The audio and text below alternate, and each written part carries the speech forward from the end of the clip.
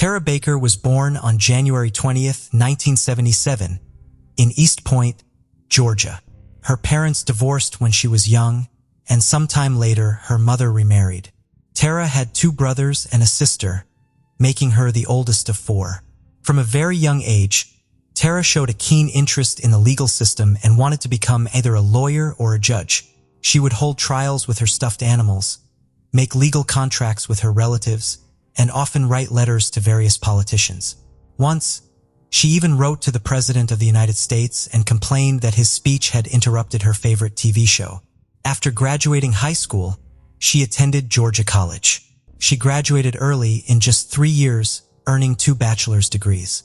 In 1999, Tara enrolled at the University of Georgia to complete her education.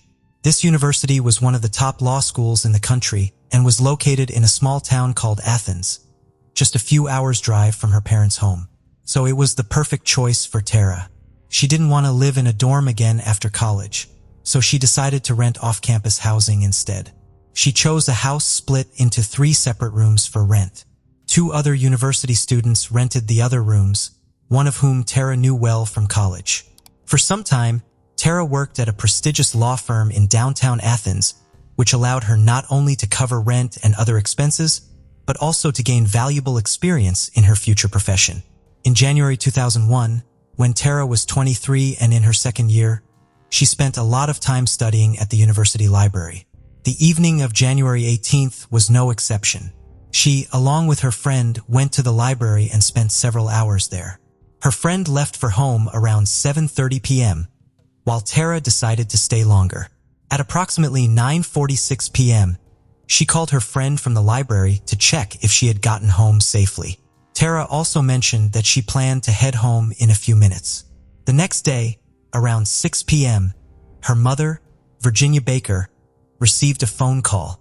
At first, she thought someone was playing a prank on her because the caller identified themselves as a detective and asked if her daughter had ever been arrested, as they needed her fingerprints.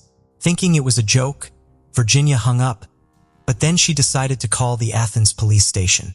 To her surprise, they confirmed that she had indeed spoken to a real detective and informed her that there had been a fire at Tara's house. Still not fully understanding what was going on, Virginia asked to speak to her daughter. The detective replied that they couldn't find her and that an unidentified body had been found in the house, which was why they needed Tara's fingerprints. The detective further explained that they had only been able to locate one of Tara's roommates, who was not home at the time of the fire. The whereabouts of the other roommate and Tara were still unknown, and investigators believed that the body might belong to one of them. Virginia then asked to describe the room where the body was found. The detective's response left her speechless. They said that the room was filled with antique stuff, and Tara had been collecting such items for years. Tara's family immediately drove to Athens, hoping it was all just a misunderstanding and that Tara was okay. When they arrived at the police station, they were kept waiting for a long time without any information. Several hours later, a detective finally informed them that the body found in the house belonged to Tara and that she had been murdered, not killed in the fire. The detective then said he was too tired to answer their questions. Before leaving, he added that Tara had left them a gift. Under her nails, experts had found fragments of the perpetrator's skin, which might help identify him. Tara's relatives, shocked by the news of her murder, were left in confusion and despair. Despite their pleas for more information, the police did not provide any further details. The family desperately tried to get some answers, but detectives continued to refuse to share any information with them. Since then, the local police department has never contacted the family, and Tara's relatives had to beg for any information by calling and visiting the station over and over again. They eventually managed to piece together some of what had happened. Around 11 a.m. on January 19th, firefighters were called to Tara's address. After extinguishing the fire, they found a body inside, later identified as Tara Baker.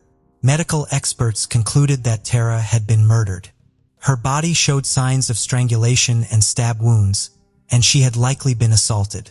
The fire had started after her death, leading investigators to believe that the perpetrator set it to destroy evidence. However, Tara's parents were never able to get the police to show them the medical examiner's report or provide detailed information about the murder.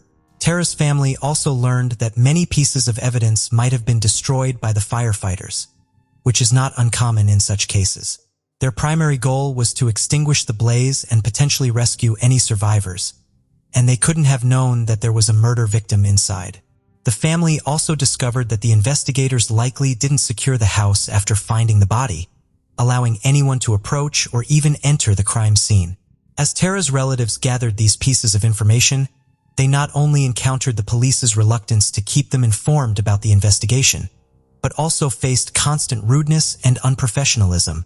At one point, they even started recording their conversations with the police and filed complaints against the local investigators.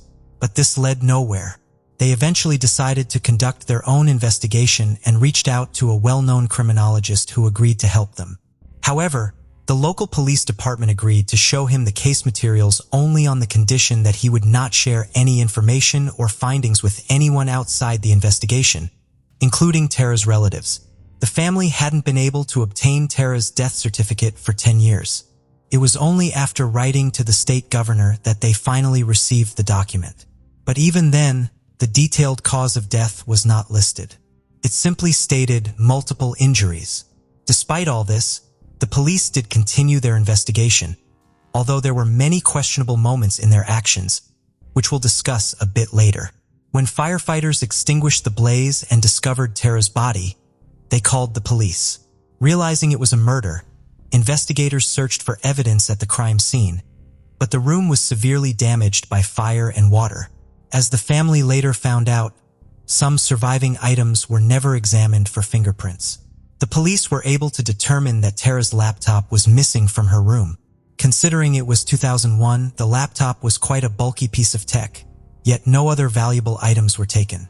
This raised doubts about the robbery gone wrong motive. There were no signs of forced entry, leading investigators to believe that Tara might have known her killer and let them involuntarily. Although the fire and firefighting efforts had damaged the crime scene so much that it was difficult to be certain. Both of Tara's roommates were out of town that evening, so she was home alone. Establishing the time of death was challenging, so medical experts estimated a time frame from 10 p.m., when Tara left the library, to 11 a.m., when neighbors called the fire department. The crime likely occurred closer to the morning hours since the fire didn't need much time to spread. The police also found witnesses who saw a middle-aged white man running down the street that morning. He was only wearing a t-shirt and jeans, which was odd given the fact it was winter. They soon found out about a phone call to Tara's university a few days before the murder. The university had a number for requesting student information, like phone numbers, which was used by students themselves or faculty. A man, sounding heavily intoxicated, called and asked for Tara Baker's phone number. He only managed to write it correctly on the 8th attempt. While this was highly suspicious, the man's identity was never determined. At the time of her murder, Tara had a boyfriend who became a person of interest from the very beginning. He provided an alibi that was confirmed, yet the police were reluctant to remove him from their list of suspects. Even after verifying his alibi, they treated him with suspicion, calling him and his parents in the middle of the night and demanding that he come to the station in another city to provide additional biological samples, answer questions, or undergo a polygraph test. It's worth mentioning that it was Tara's boyfriend who had to identify her. He lived in another city and came to Athens immediately upon hearing about the fire. Although Tara's parents were already in town, the police asked the boyfriend to identify her. They brought him directly to the house, but he wasn't allowed inside. Instead, a police officer went in, took a photograph of the body, and showed it to him on the camera screen. Shocked, he said he couldn't be sure if it was Tara. He then mentioned that he had given her earrings, and if he saw them, he could be certain. The officer went back inside, removed the earrings from the body, and showed them to him.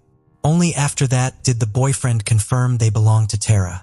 The police soon focused their attention on another individual, a student who attended the same classes as Tara and had a troubling reputation.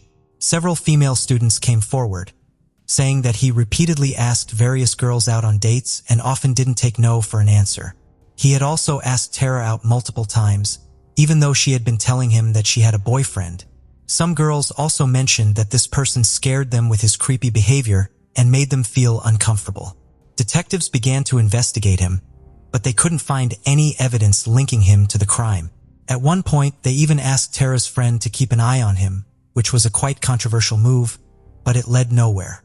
Another suspect was an attorney who worked at the same company as Tara. Talking to her colleagues, investigators found out that shortly before the murder, the man began acting quite strangely. In their company, there was a close-knit group of employees who socialized outside of work pretty often. At some point, this attorney suddenly quit their group. Moreover, just a few days before the incident, he told Tara that he wouldn't be able to attend her birthday celebration, which was scheduled for the day after the murder. On the morning of January 19th, before the fire started, one of Tara's colleagues decided to try and convince him to come to the celebration since Tara considered him a good friend and she was hurt by his sudden decision. The colleague went to his office, but he wasn't there. Considering that his workday had already begun, this was strange. He had always been present at the office in the mornings, but on that particular day it wasn't the case. The colleague also checked his work schedule, thinking he might have meetings, but it was empty. He didn't show up that day, but the next day he went to another colleague's house and behaved quite strangely. Many people who knew him suspected that he regularly used illicit substances, which could have explained his behavior. But there was more. The colleague noticed several fresh scratches on his neck. As we remember, skin particles from the perpetrator were found under Tara's nails, which meant that she had probably scratched her attacker. The attorney claimed he was scratched by a cat and denied any involvement in Tara's murder. However, when asked who he thought committed the crime, he acted quite oddly. He started shouting that it was her father, but provided no explanation to support this claim. Another weird thing was that the attorney suddenly resigned just a few months after the murder and left the state. It's unknown whether the police compared his DNA with the samples found under the victim's nails. Moreover, for all these years, there has been no information about whether these samples were even examined. Like with all other parts of the investigation, detectives didn't share any information, not even with Tara's relatives. The police later found out that the attorney was secretly dating two female colleagues from the company, despite being married. This could have explained his strange behavior and absence from work without apparent reasons.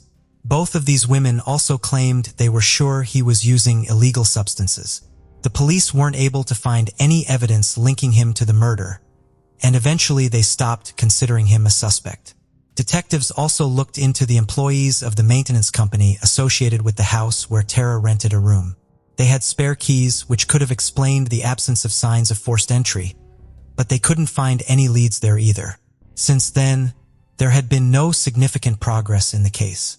The police continued to search for new suspects and witnesses while keeping most details of the investigation secret, insisting that releasing such information could harm their efforts. Over time, they received several more potential leads. One witness reported seeing an African-American man outside Tara's house a few hours before the fire. Another mentioned seeing blood on a university classmate's notebook shortly after the murder. Police investigated both leads, but they didn't lead anywhere. Tara's parents raised $27,000 and offered it as a reward for any information that could help solve the case. Over the years, almost all detectives working on the case changed. The new team continued their efforts to crack the case, but there were no new breakthroughs. The main issue was the lack of evidence, as the fire and the firefighters' actions destroyed almost everything inside Tara's room that could have been of interest to the investigation. In 2020, 19 years after Tara's murder, a podcast emerged shedding light on her case. Alongside Tara's family and other people involved in the case, this podcast gathered all available information about the crime, sparking a new wave of interest. The police department also took notice of the podcast, leading to increased communication between the new detectives and Tara's family. Thanks to that, the police began working on the case more thoroughly, but there was still no progress. The podcast episodes dedicated to Tara aired for 2 years, significantly impacting the fate of the case. It became one of the reasons why Georgia's government came up with a bill aimed at reducing the number of unsolved cases in the state. This bill was named after Tara and another young woman from Georgia, whose murder remained unsolved. 18-year-old Rhonda Coleman was found dead in 1990, and her killer has not been found to this day. Even though Rhonda's murder was clearly unrelated to Tara's death, it was decided to name this initiative the Coleman-Baker Bill. In 2023, the bill unanimously passed, and the governor of Georgia came to Athens to sign it in the presence of the families of both victims. The law aimed to establish an unsolved cases unit within the Georgia Bureau of Investigation. It also empowered the family of the victims to request the police to review unsolved cases, re-examine evidence, and take other steps to solve them. As soon as the law was signed in 2023, such a unit was established, specifically focusing on Tara's murder.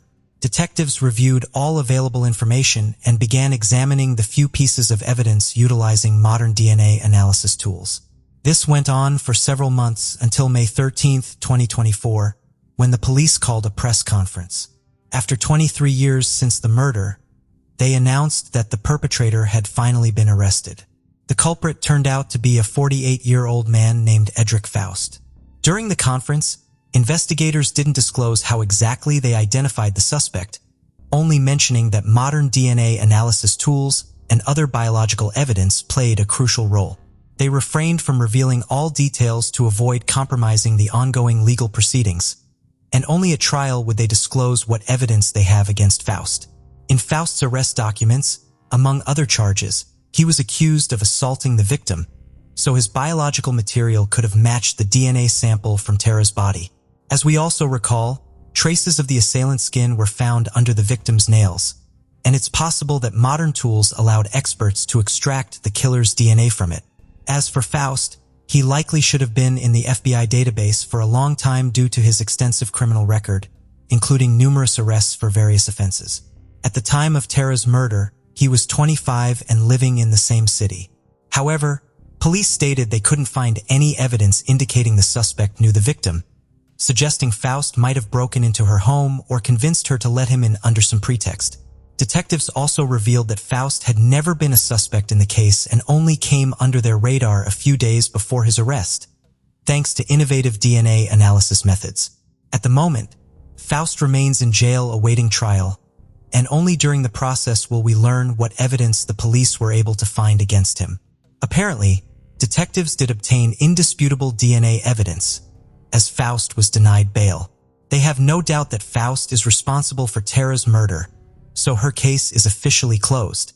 Tara's family, who fought for the truth for 23 years, finally learned what happened to her and thanked the new team of detectives for bringing closure to the case. As for Rhonda Coleman, the other woman after whom the law was named, her case remains unsolved. However, her family can now hope that detectives will discover new evidence and hold the culprit accountable, as it happened in Tara's case. 19-year-old Grishana Logan lived in Toledo, in an apartment on the 2400 block of Robin Hood Avenue. She worked as an exotic dancer, but had plans to move to Texas and attend college. Sadly, she would never get a chance to follow her dreams. On April 15, 2000, her body was found inside her apartment. She had been assaulted and strangled.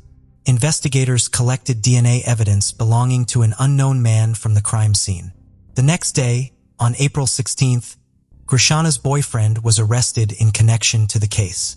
The DNA found ruled him out as a suspect, however, and he was let go. Despite DNA being able to rule people out, it was not advanced enough to identify the suspect, and the case went cold.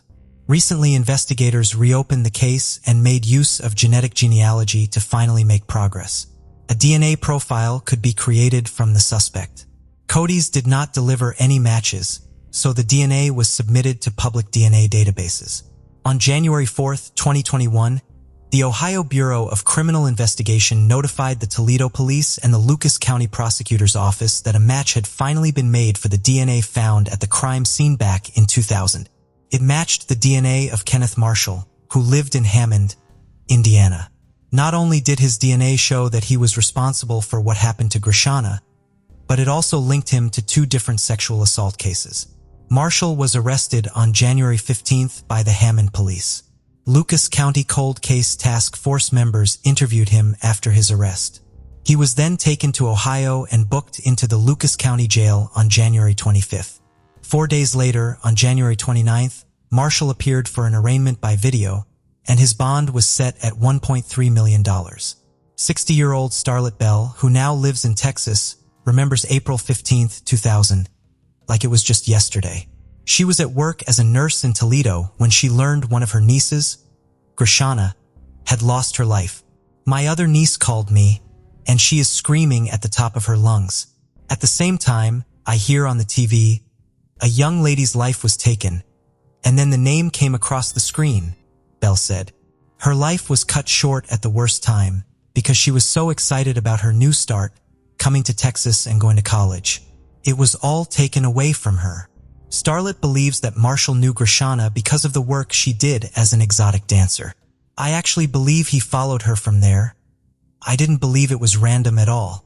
I heard rumors about her being afraid of a guy who really matched Marshall's description. When I saw his picture, I actually said to my sister, "That looks like the guy she used to describe." Bell said that Grishana is at peace now, and it is time her family got peace as well. They never gave up hope for answers and hope that Marshall gets life in prison if convicted. Joanne Howell was a talented singer in Australia and was well known in the country in the 1970s. By 2007, 51-year-old Joanne worked as a secretary for a security company.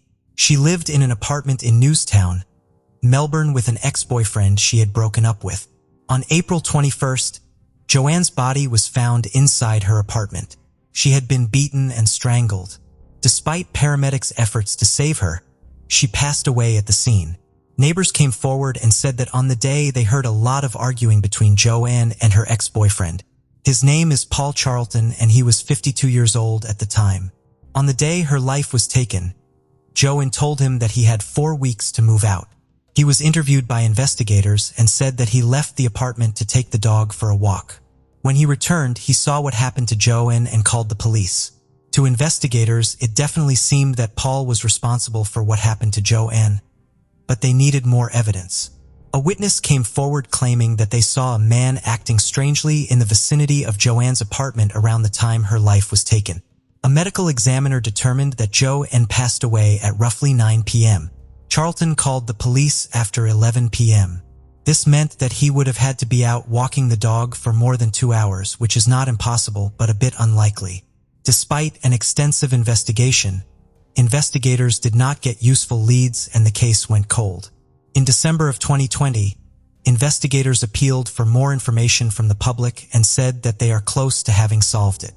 Then in January of 2021, Paul Charlton was arrested at his home and taken into custody. Detective Inspector Tim Tay said this: "Police haven't forgotten about Joanne, and the community shouldn't either. If you know anything, now is absolutely the time to come forward. We are appealing to anyone who may have overheard any conversation with any person indicating who is responsible for what happened to Joanne." In June of 2021, he was released on bail, as he apparently does not pose a risk to the community. The media tried to question Charlton, but he lashed out at them and swung his walking stick around, posing no risk to the community, of course. Investigators have not fully explained why they arrested him after all these years, but have said that in 2020 they put listening devices in the home of Charlton, and things he said played a role in them arresting him. Charlton is now awaiting trial, where investigators believe that they have enough to get a conviction. Diana Diallo was born in 1959 in a quiet suburb of Los Angeles called Tustin. Her dad was in the military and her mom worked at a small clothing factory. When Diana was 19, she met a guy named Kevin Green. She was at a bar with her friend when some men started bothering them. One was being too pushy, so Kevin decided to step in. After he made the guy go away, Diana offered to buy him a drink to say thanks. A few days later, they went on a date, and things moved pretty fast from there. At the time, Kevin was already married, but he and his wife were in the process of getting divorced. Meanwhile, he and Diana moved in together and she got pregnant. As soon as Kevin's divorce was finalized, they got married the same day, eagerly awaiting the birth of their daughter. They rented an apartment in a small complex in Tustin. Kevin served in the Marines, working as a helicopter mechanic at the nearby base. Diana used to work with her mom at the clothing factory, but as her pregnancy progressed, She chose to stay at home and prepare for the arrival of her daughter. By the end of September 1979, Diana was 9.5 months pregnant, and she was due to go to the hospital any day now. On the evening of September 30th, after watching a movie together, Diana and her husband got into an argument. The stress of impending parenthood had been weighing on both of them, so they'd been fighting quite a bit lately. Kevin decided to take a drive to a nearby fast food joint to clear his head and also avoid making the whole situation even worse. About 40 minutes later, a local police department received a chilling call. It was Kevin. He said that someone had shot his wife and she needed an ambulance as soon as possible. At that time, a patrol car was nearby, and officers quickly arrived at the scene. Upon entering the apartment, they found Diana lying on the bed in her bedroom, covered in blood, seemingly from a head wound resembling a gunshot. The bedroom wall was also splattered with blood. Diana showed signs of life, trying to breathe, so the officers started performing first aid while they waited for the ambulance. They also asked Kevin to leave the room, as they were still unsure of what had happened. The medics soon arrived and carefully moved Diana into the ambulance. At first, they also thought she had a gunshot wound, but quickly realized it wasn't the case. The wound appeared to be caused by blunt force trauma. Kevin wanted to go with his wife, but the police didn't allow him to. They needed to take his statement, and at that moment, they were considering all possible scenarios, including his involvement in the attack. Kevin was clearly in shock and seemed to struggle to comprehend the officer's words. He even attempted to get into the ambulance, so they had to stop him. As it drove away, he began to regain his composure and finally told the police what had happened that night. Kevin explained that he and his wife had an argument, so he decided to go to a fast food joint to get burgers and clear his head. When he left the apartment, he realized he had left his keys inside but chose not to go back for them. He simply shut the door and headed to his car. Kevin also mentioned that not far from their apartment complex, he saw a van with its back door open, and there was an African-American man walking back and forth to it. Given that it was around 2 a.m., Kevin found it a bit unusual. He drove to his favorite fast food place, but there was a long line, so he went to another one of the same chain a few miles away. He bought some burgers and headed home, which took about 40 minutes. When he got to the front door, Kevin found it wide open. He rushed inside and heard strange sounds, like someone snoring. Upon entering the bedroom, he saw Diana covered in blood, struggling to breathe, and immediately called the police. Some parts of Kevin's story immediately raised questions. For example, his decision to go for burgers in the middle of the night seemed odd.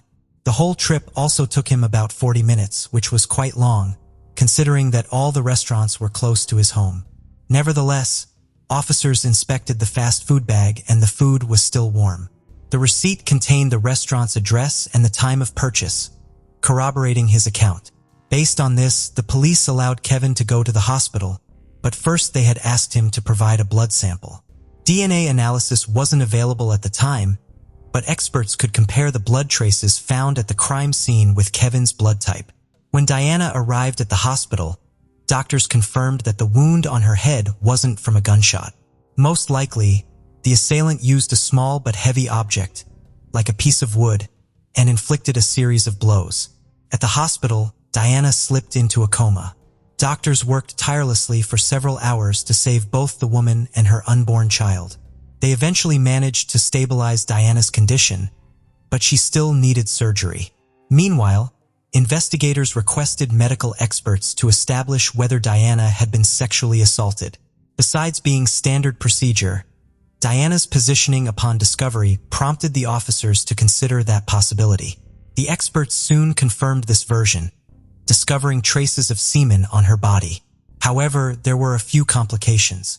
Kevin had informed detectives that they had been intimate a few hours before the argument that night, and DNA analysis was not yet available at that time. So even with a biological sample from the perpetrator, little could be done. Kevin and Diana's relatives spent the entire night at the hospital, hoping Diana and her baby could survive the attack.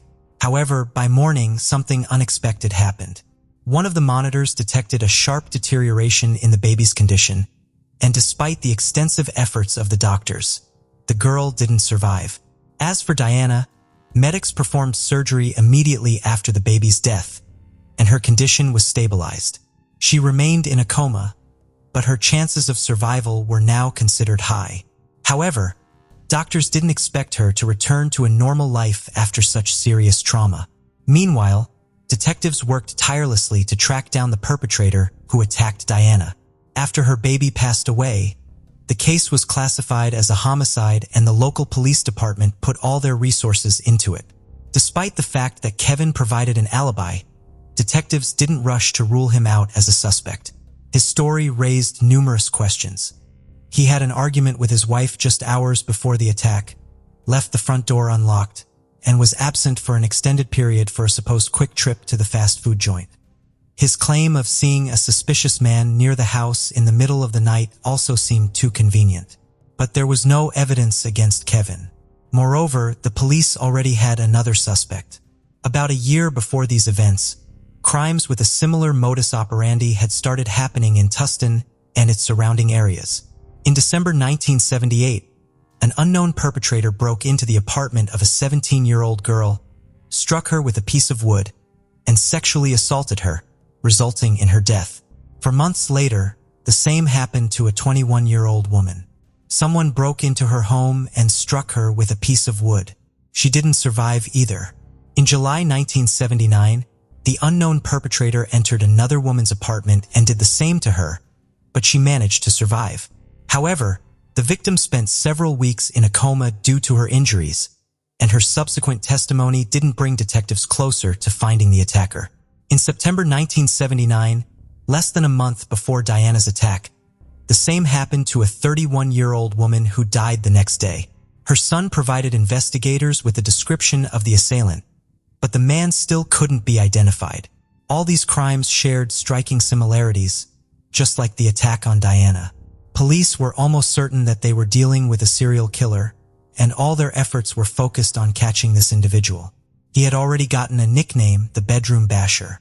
Considering that the perpetrator was committing his crimes with short intervals and operating in a relatively small suburban area of Los Angeles, detectives believed that he could strike again very soon. They decided to reach out to the public through the media and warn all women who lived alone, especially those in lower floor apartments, as they were apparently the preferred targets of the suspected serial killer. This sparked a wave of panic. Women began clearing store shelves of any means of protection, signing up for self-defense courses, and staying with friends and relatives, trying to safeguard themselves from the dangerous criminal.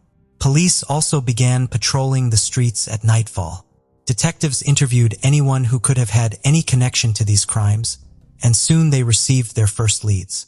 Several neighbors of the victims reported seeing a suspicious white man with dark, thick hair near their houses. Although this description was quite superficial, police located several matching men, investigated them, but it led nowhere. A week after Diana's attack, doctors informed her loved ones that she had finally regained consciousness. But there was a serious problem. Diana couldn't speak or remember anything, and according to the doctors, her brain needed some time to recover, functioning at the level of a 6-year-old child. Around the same time, another attack happened in Tustin. An unknown assailant broke into the apartment of a 24-year-old woman, struck her several times with a piece of wood, and sexually assaulted her.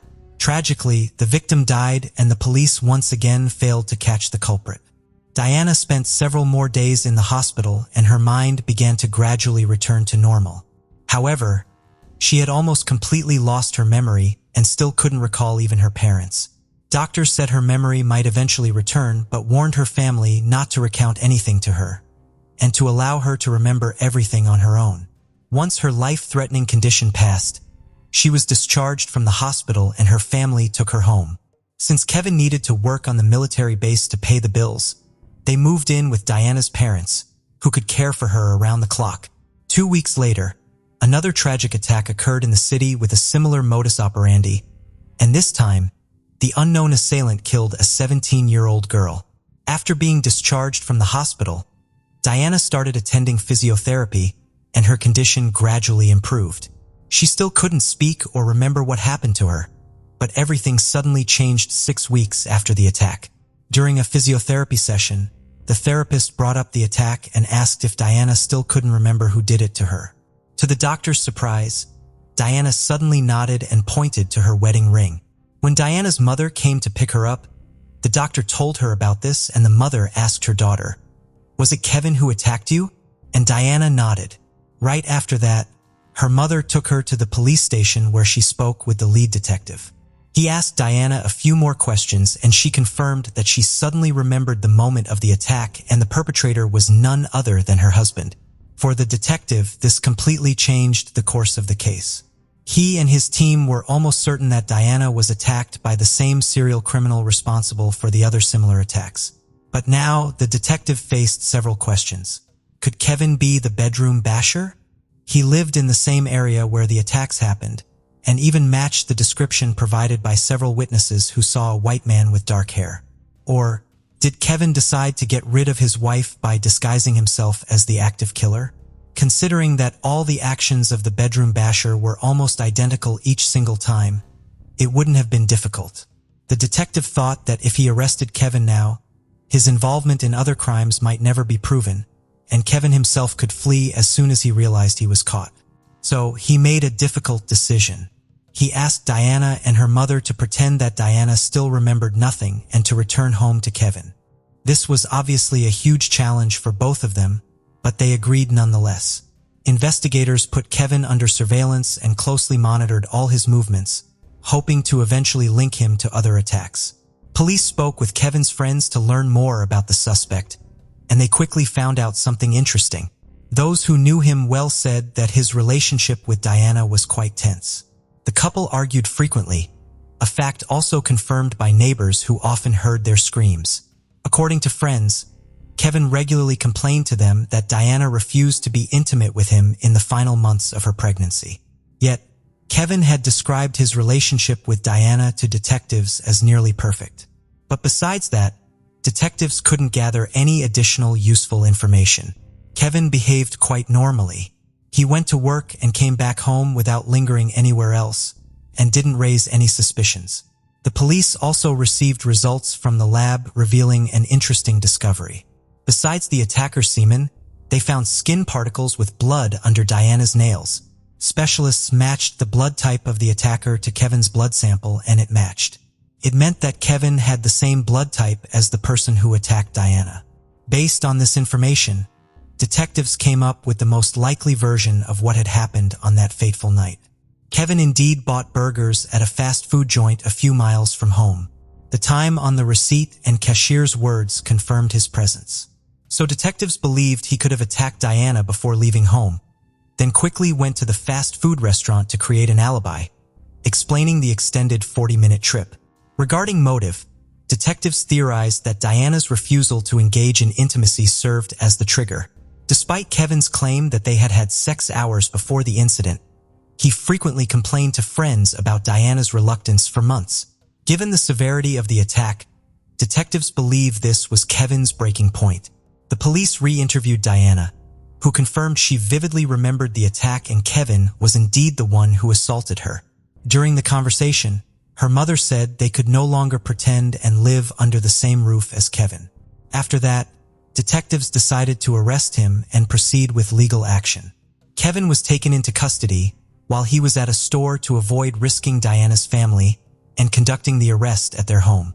Kevin refused to admit guilt, insisting that everything happened exactly as he had told them. Preparation for the trial took 10 months. During this time, Diana's physical condition gradually improved. She could speak again, although not without difficulty. Diana was also examined by several doctors, who came to a unanimous conclusion that her brain had sufficiently recovered, and she was a reliable witness. Diana testified in court, confirming that the person who attacked her that night was indeed her husband.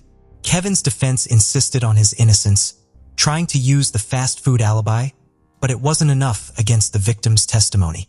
In November 1980, Kevin was found guilty of killing his child and assaulting his wife. He was sentenced to 15 years to life in prison. Regarding Kevin's possible involvement in other murders and assaults, detectives noticed something interesting. Before Kevin's arrest, 2 more similar crimes occurred in their county, but both victims survived. They still hadn't been able to identify the attacker, so his identity remained unknown. But after Kevin's arrest, the attacks suddenly stopped.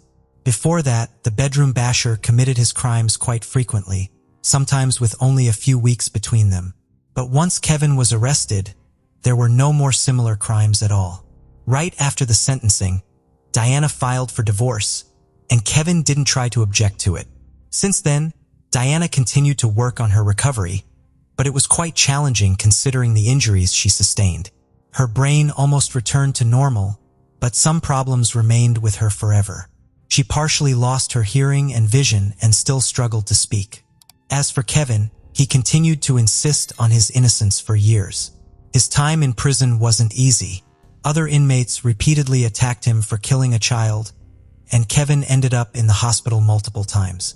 When he had the opportunity to apply for parole, the commission denied it, and over the following years, he received 3 more denials. The main reason for these decisions was that Kevin had never admitted his guilt, which was seen as a lack of remorse. When DNA analysis became widely utilized in forensics, Kevin attempted to request analysis of the existing samples in comparison with his DNA, but this request was rejected due to the fact that he didn't have enough money to pay for the analysis. This went on until 1996, when the police department reopened the investigation into a series of attacks allegedly committed by the bedroom basher. Throughout this time, semen samples taken from the victims were stored in the laboratory. Now, detectives had the opportunity not only to determine if one person was behind all these crimes, but also possibly to identify them. Kevin remained the prime suspect, but when experts obtained the DNA profile of the perpetrator and added it to the database, there was an unexpected twist. All these samples matched another man named Gerald Parker. Parker was arrested in the same year as Kevin. He assaulted a 13-year-old girl in Tustin and was caught shortly after. At the time, detectives did not link this crime to the series of attacks because they had a different pattern. While the bedroom basher targeted victims late at night in their apartments, Parker abducted the girl on the street. Since then, he had been serving his sentence in prison and was set to be released in just a few days. After investigators obtained DNA matches for Parker in all the unsolved cases, they also remembered the attack on Diana. Although this crime was considered solved, detectives still considered its connection to the other similar cases highly likely. Now they understood that Kevin definitely wasn't the serial killer, leaving them with just one question. Did he really attack his wife? Interestingly, during those years, Parker served at the same military base as Kevin and also owned a dark-colored van. As we recall, on the very first day, Kevin told the police that he saw an African-American man in front of their house, walking near a dark van. This made detectives wonder, what if Parker was behind the attack on Diana? The local prosecutor visited Kevin in prison and informed him of the progress in the investigation of the bedroom basher murder series. He then asked Kevin to provide a direct sample of his DNA for analysis. Kevin, who had been trying to do this for years, immediately agreed. While experts conducted the analysis, detectives went to see Parker in prison.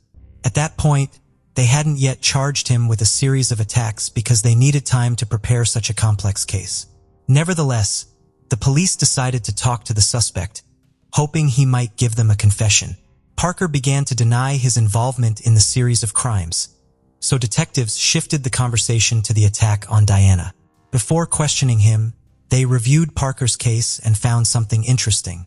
After his arrest for assaulting the girl, he told the police that military service was the best thing that had ever happened to him. Detectives decided to use this to their advantage and questioned how he could let another soldier take the blame for his crime. They continued pressing Parker, appealing to his loyalty to the military, until he suddenly said that another person was indeed serving time for the murder he committed. He continued, admitting that on that night, he did indeed drive to Kevin's house in his van. His plan was to roam the neighborhood, peering into ground floor windows, as he had done many times before, looking for his next victim. But this time, he heard screams from Kevin and Diana's apartment, and a man came out onto the street. Parker noticed that he didn't lock the door, waited for a few minutes, then entered the apartment and assaulted Diana. He also said that he didn't know her husband since they had different duties on the military base. Parker also confessed to the other crimes, admitting to 6 murders and 3 non-lethal attacks. After the police obtained confessions, DNA results proved Parker's involvement and Kevin's innocence. The prosecutor promised to overturn his sentence as soon as possible, and a few days later, Kevin walked free after spending 16 years behind bars. The twist in this case caused a widespread outcry. It wasn't just because an innocent man spent nearly half his life for someone else's crime, but also because it took so long for the police to establish the real killer's identity. However, that wasn't the last twist in this case. When Kevin was released, the state of California agreed to pay him $10,000, which was a relatively small amount of money even for those times. Several years later, he got an additional compensation of $100 for each day spent in prison, totaling $620,000. But the story didn't end there. Despite Kevin's full exoneration, Diana refused to believe in his innocence. Up until that point, she had claimed Kevin was the only one who attacked her.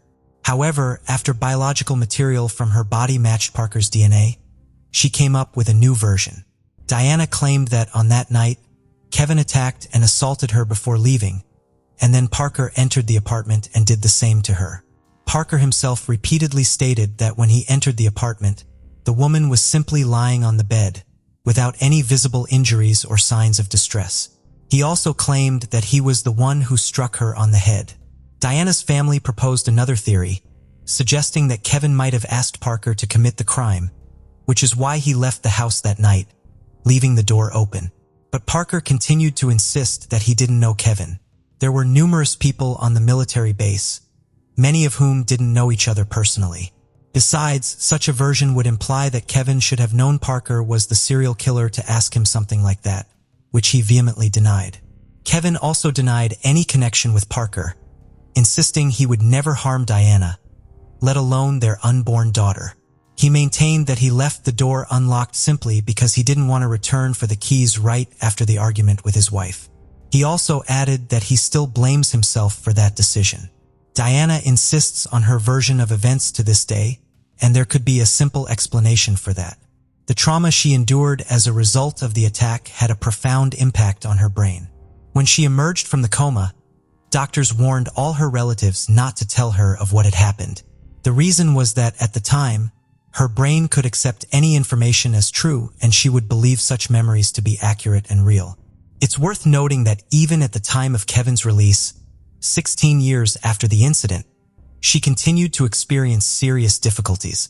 For example, Diana struggled to process fast speech, indicating that the consequences of the trauma had an irreparable impact on her brain.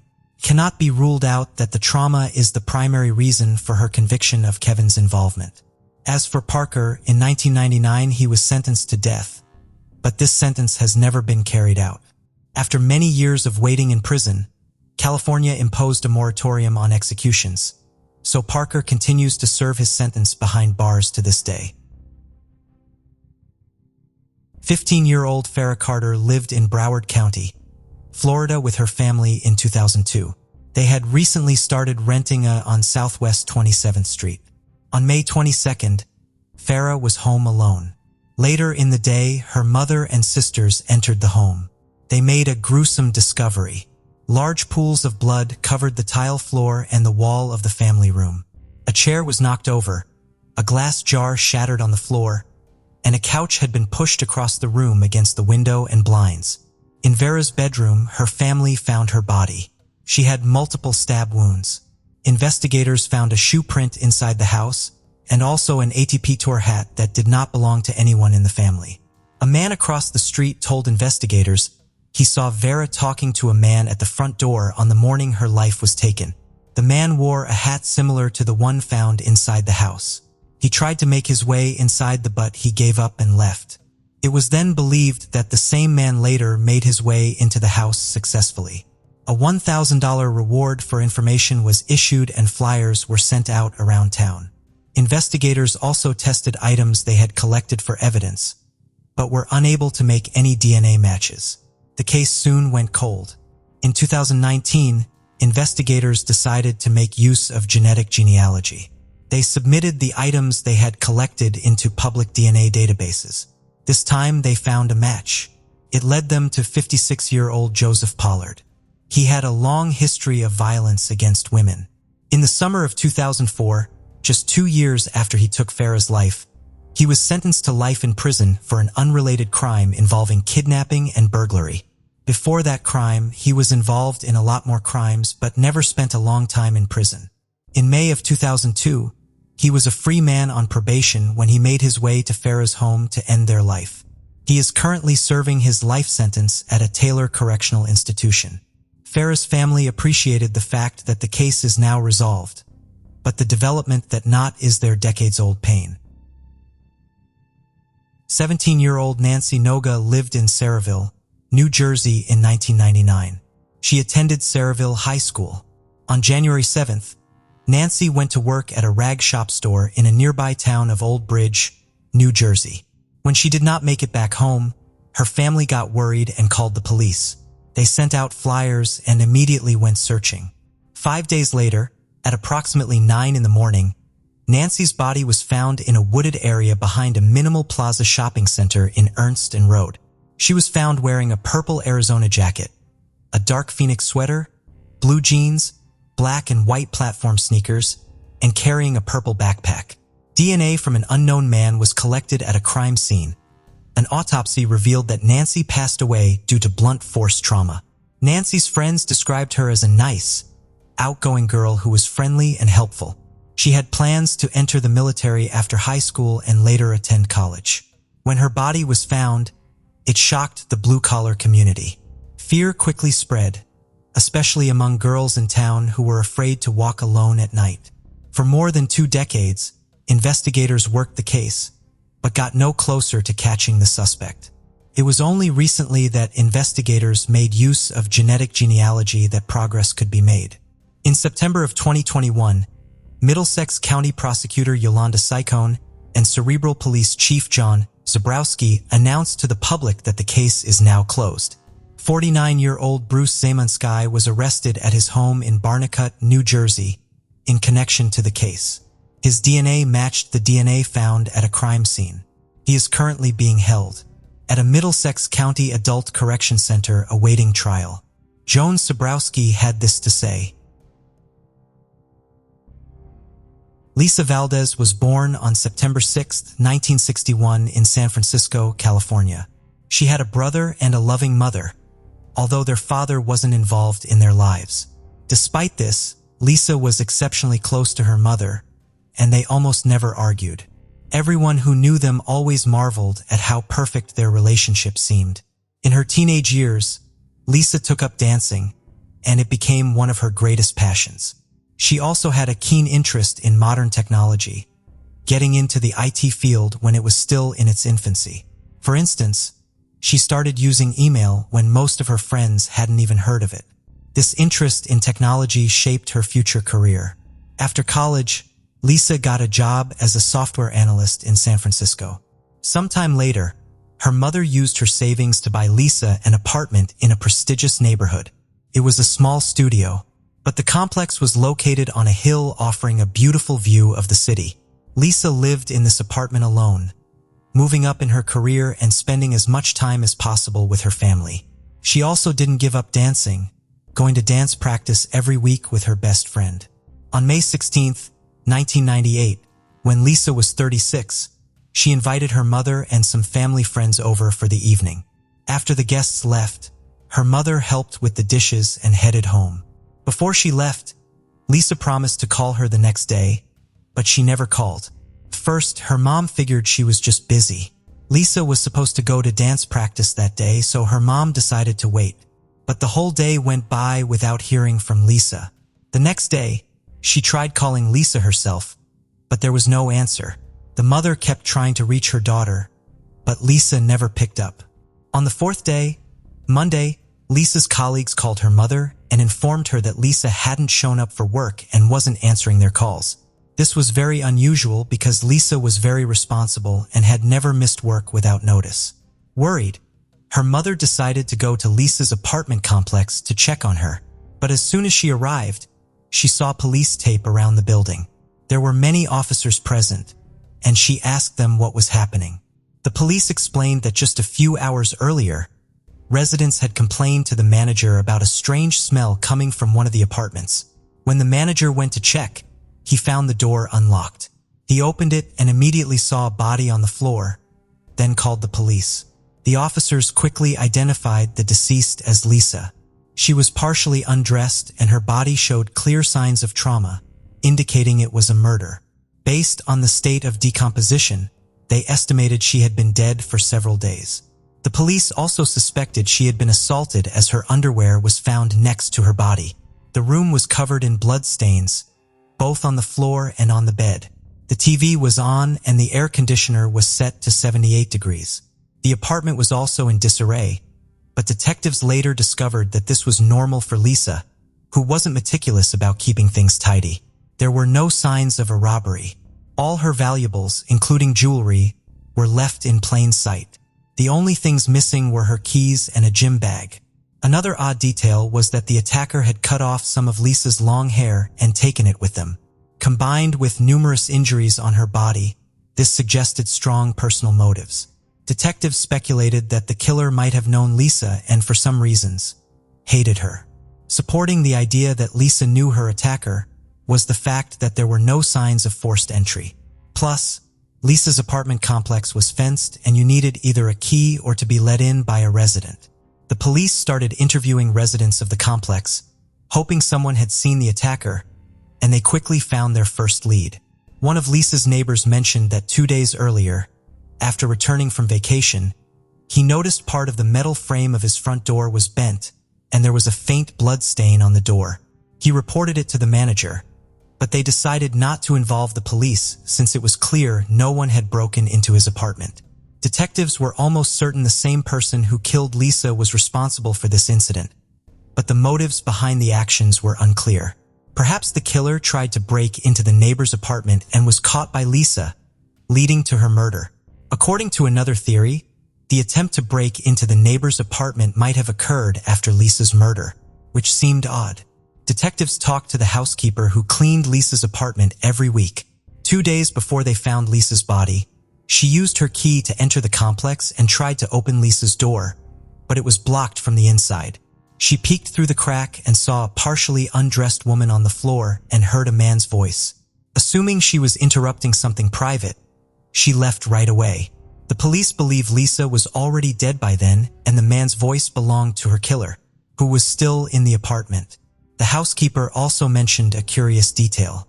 She thought she saw a black bag with a zipper near the body, but she wasn't sure since she only glanced inside for a second. Notably, there was an untouched envelope with cash taped to the inside of Lisa's apartment door. This money was meant for the housekeeper, as Lisa always left it the day before her scheduled visit, since she wouldn't be home. The presence of the envelope indicated that Lisa was likely attacked after her mother left, between midnight and early morning hours, as this was when she would have left the money. This theory was soon confirmed by the neighbors living on the floor below. They reported hearing noises from above that night, sounding like thumps, followed by someone coming down the stairs, though they didn't see who it was. While medical experts examined Lisa's body, detectives continued searching her apartment for clues. They soon noticed something unusual. The toilet seat was up, which was odd for a woman living alone. Forensic experts examined it and found a partial fingerprint that didn't belong to Lisa. The police collected fingerprints from all of Lisa's acquaintances and relatives, who might have been in her apartment, but none matched. This led detectives to believe the fingerprint might belong to the killer. The medical experts soon finished their report, giving a new lead. Lisa's body had over 20 stab wounds, but because of the decomposition, they couldn't tell if she had been sexually assaulted. However, they found defensive wounds on her body, indicating that Lisa tried to fight off her attacker. The experts also found skin particles under her nails, likely from the killer, and sent them to the lab for analysis. Meanwhile, forensic experts examined evidence from the apartment and found a crucial clue. One of the pillowcases had numerous blood stains, but analysis revealed that not all the blood belonged to Lisa. Some stains were different, so the pillowcase was sent to the lab for further examination. Investigators theorized that the killer might have accidentally injured himself while stabbing Lisa, which was common in such cases, since a knife can easily slip. This theory was supported by another finding. Inside the toilet, they discovered 2 bandages from a first aid kit, which the killer might have used to stop his bleeding. He also could have left his fingerprints on the toilet seat while throwing away the bandages. DNA analysis showed that the blood on the pillowcase belonged to an unknown man, not in the FBI database. The skin particles from under Lisa's nails also matched this man, as did the blood stain on her neighbor's door. Although there were no matches in the DNA database, detectives now had the killer's DNA profile. They began comparing it with samples from suspects in their system who had committed crimes in Lisa's area and also started looking closely at her acquaintances. Lisa's mother revealed that Lisa had been dating a man named Albert Quito, and they were supposed to go on a date the day after the murder. However, Quito had canceled it just a few days prior. Detectives brought Quito in for questioning, and they immediately noticed a large cut on his hand. They suspected that the killer might have injured his hand while stabbing Lisa, and this is common in such attacks. This immediately made Kettle a suspect, but he denied any involvement in the murder. The detectives took his fingerprints and DNA samples and sent them to the lab for comparison. To their surprise, none of it matched. The blood on the pillowcase and the skin particles from under Lisa's nails clearly belonged to someone else. Investigators continued searching for other possible suspects and decided to listen to the messages on Lisa's answering machine left in the days leading up to the murder. They compiled a list of 40 callers, but one strange message stood out to them. Just a few hours before the murder, while Lisa still had guests at her home, a man called her, but she didn't pick up. So he left a rather unusual message. You know how it goes, Takeda. Hey Lisa, are you home? The police played this message for Lisa's friend, who immediately recognized the voice as belonging to a colleague of Lisa's named Albert Robinson. He had repeatedly expressed romantic feelings for Lisa, but she wasn't interested in a relationship with him. They continued to interact at work and in the company of mutual acquaintances, and Lisa considered him a friend. Several days after the murder, during the victim's family's memorial service, something else happened. Robinson showed up and gave a speech that puzzled everyone present. He claimed that he and Lisa were deeply in love, planning to get married and start a family. Lisa's friends and her mother stated that Robinson's words were completely untrue. Lisa had told them that Robinson had shown interest in her, but she had no romantic feelings for him. Lisa's mother also stressed their close relationship, saying that Lisa wouldn't hide such plans from her. Robinson was brought in for questioning, where he denied any involvement in the murder. He said he loved Lisa and claimed he would never harm her. However, he refused to provide his DNA sample and fingerprints to the police. All of this pointed towards Robinson as the main suspect, and detectives kept searching for any new leads. If Robinson was truly obsessed with Lisa and she didn't feel the same way, it could have driven him to commit such an act. The brutality of the crime strongly suggested personal motives, and the fact that the killer had cut off some of her hair and taken it with him could be connected to his obsession. Detectives eventually were able to obtain a search warrant for his house, where they found something truly unusual. There were dozens of Lisa's photos everywhere, further indicating Robinson's obsession. However, Robinson continued to deny his involvement in the murder. This time, he provided his fingerprints and DNA sample. Detectives were almost certain he was the killer, but they were surprised when the lab results showed no match with the samples found at the victim's apartment. As a result, Robinson was removed from the list of suspects, and the police continued to search for new leads. Despite their efforts, the detectives repeatedly hit dead ends, and the case remained unsolved for years. Investigators repeatedly sought updates on the comparison of the killer's DNA sample and fingerprints with databases, hoping that he would surface for some other crimes, but it never happened. Initially, police found it strange that someone who committed such a brutal crime wasn't in the databases, as they doubted it was his first serious offense. Over the following years, police continued to check for matches in the databases, but they always came up empty. Lisa's mother gave interviews on television multiple times, urging anyone with information to come forward, but detectives still couldn't find any new leads. In 2010, detectives learned that the FBI had started using a new DNA technology to compare the suspects' samples with individuals in the database to locate their relatives. Unlike genetic genealogy, which emerged several years later, this method only worked with close relatives. For example, experts could find the father or a brother of the DNA owner in the database. With no other leads, in 2011, police requested such a comparison and began waiting. On September 2nd, the lead detective received a call from the FBI with two pieces of news, good and bad. They stated they wouldn't perform the comparison with possible relatives in the database, but the reason was quite unexpected. Before conducting such a comparison, experts always retested the suspect's DNA sample, and this time, 13 years after the murder, it came back as a perfect match. The DNA from blood and skin particles found under Lisa's nails matched a sample from a 52-year-old man named Anthony Hughes, who had just recently entered the FBI database. The man had an extensive criminal history spanning decades, but none of his crimes required his DNA sample to be entered into the FBI database. With changes in laws, criminals in California were required to submit DNA samples regardless of the severity of the crime. And Anthony's sample ended up in the database after he was arrested for a simple shoplifting incident. His fingerprints were also entered into the databases, and they matched the fingerprint found on the toilet seat in Lisa's apartment. Experts even identified the specific finger that left the print pretty easily. Before arresting the man, detectives attempted to find any other evidence that could connect him to the crime. Here, they encountered a surprising turn of events. 13 years ago, the police listened to messages left for Lisa on her answering machine. However, they only reviewed calls made to her phone before the murder. Now, after all these years, detectives suddenly discovered that Anthony Hughes had called Lisa just a day after her death and left her a message. His content was quite ordinary and did not raise any suspicions. However, had the police investigated Anthony back then, they would have not only discovered his extensive criminal record, but also something else. Upon reviewing Lisa's belongings, detectives examined her address book and found Anthony's phone number, confirming that the victim knew him. After talking to Lisa's friends, the police learned that she had apparently dated Anthony for a while in high school, and now the detectives had everything they needed to question the man.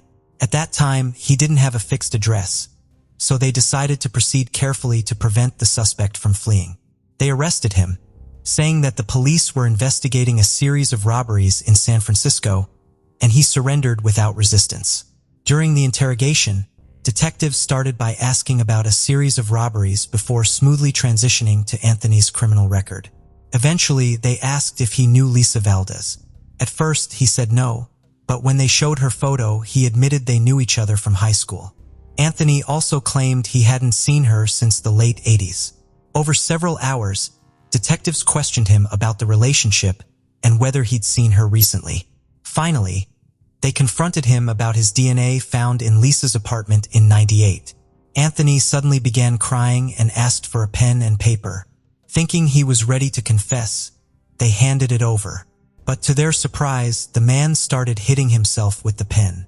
They had to restrain him while he continued crying and shouting that they were trying to frame him for a crime he didn't commit. After that, Anthony was charged with the murder, and detectives informed Lisa's relatives that her killer had finally been caught. However, they had to wait another 4 years before the trial began. In court, Anthony initially appeared confident, even arrogant, and smirked. But as the proceedings continued, he began showing up with a Bible in hand and a cross around his neck, which the detectives saw as an attempt to sway the jurors. His lawyer insisted Anthony couldn't physically have committed the murder. He had been diagnosed with a condition 5 years prior that weakened his muscles, making repetitive movements extremely difficult. The lawyer argued that Anthony wouldn't have been able to inflict over 20 stab wounds on the victim. But medical reports from the year of the murder showed that Anthony's condition was under control and treatment was effective. Moreover, the prosecution had much stronger evidence pointing directly to his presence in the victim's apartment. His skin was found under Lisa's nails, his blood on a pillowcase, and his fingerprint on the toilet seat. But despite all this, Anthony continued to insist he hadn't seen Lisa since the late 80s. The prosecution theorized that Anthony contacted Lisa and went to her home, where he attempted to engage in intimacy with her, but she refused.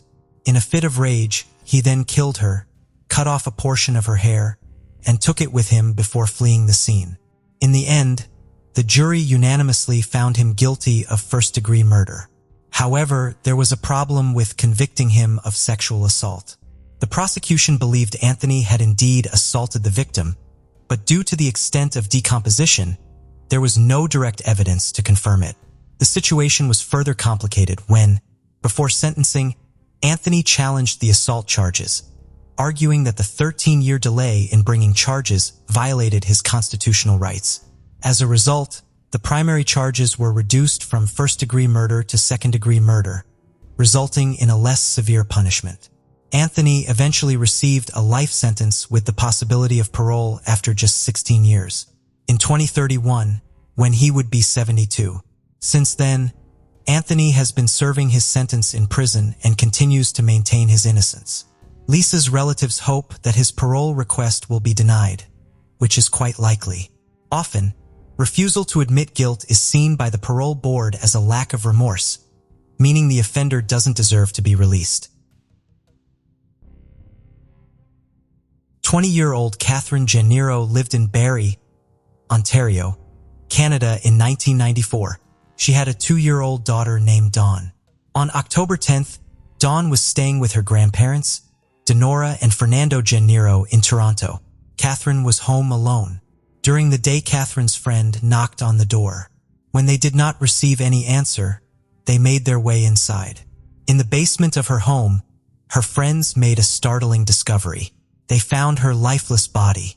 She had been stabbed numerous times. The police began the investigation but turned the case over to the Ontario Provincial Police in 1999.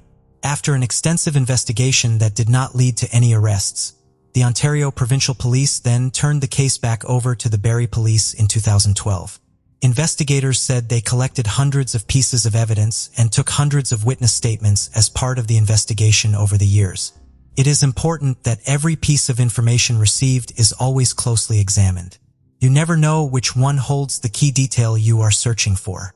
Lead your team ultimately to the arrest of the person responsible, said case manager Detective Kevin Scales.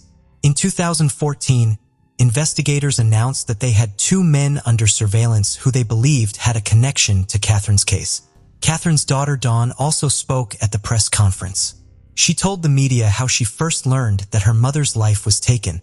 The episode was a reenactment of a young woman being stabbed in her apartment. As young as I was, I still remember being terrified and sad for this woman and sad for her family. Moments later, a picture of the real victim holding her child was put on the screen, and I realized at that moment that was my mother. I knew because it was the same picture that's in my living room to this day. I've never been able to get rid of the hurt and confusion that flooded my mind that 7 years later, in January of 2021, detectives arrested 58-year-old Robert Bruce McQueen in connection to the case. Peter Leon, Barrie Police spokesperson, said, "He was arrested yesterday morning without incident, operating a motor vehicle in the south end of the city of Barrie. I think he was surprised, as you can appreciate 26 years had passed. That's a lot of looking over your shoulder, wondering if today is the day." Well, yesterday was the day, Leon said of the arrest. Dawn said that the arrest had brought her closure. "I wish my grandparents, Denora and Fernando De Niro, were alive to see this day." It has been revealed that Catherine and Robert knew each other, but the police did not elaborate further. They also didn't give a lot of information as to what led to the arrest of Robert, just that the arrest came following a tip they received in 2019. On January 21st, Robert made a brief appearance in a Barrie courtroom. He also faced his charges of driving while disqualified in August 2020. Not much is known about Robert, just that he lived and buried most of his life, worked in construction and other odd jobs, and was crazy over shows like CSI and Law and Order. Investigators are also looking into the possibility that Robert was involved in other crimes.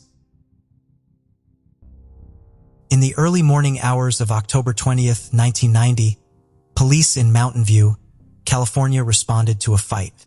At the scene, they found 27-year-old Daryl O'Donnell suffering from a stab wound. He was immediately taken to the hospital but did not survive his injuries. Witnesses to the fight gave investigators a vague description of the suspect, but it did not lead to an arrest. At the crime scene, investigators found blood that did not belong to Daryl and most likely belonged to the man that fatally stabbed him. Recently, Sergeant Dave Fisher submitted that evidence to the county crime lab. A few weeks later, they had a name linked by DNA evidence. Officials at the Santa Clara County District Attorney's Office reviewed the case and the analysis. In late January of 2021, they signed off on closing the case. They named Sunnyvale resident John Snowgrass as the official suspect. Unfortunately, there will not be any arrests made as John passed away in 2006.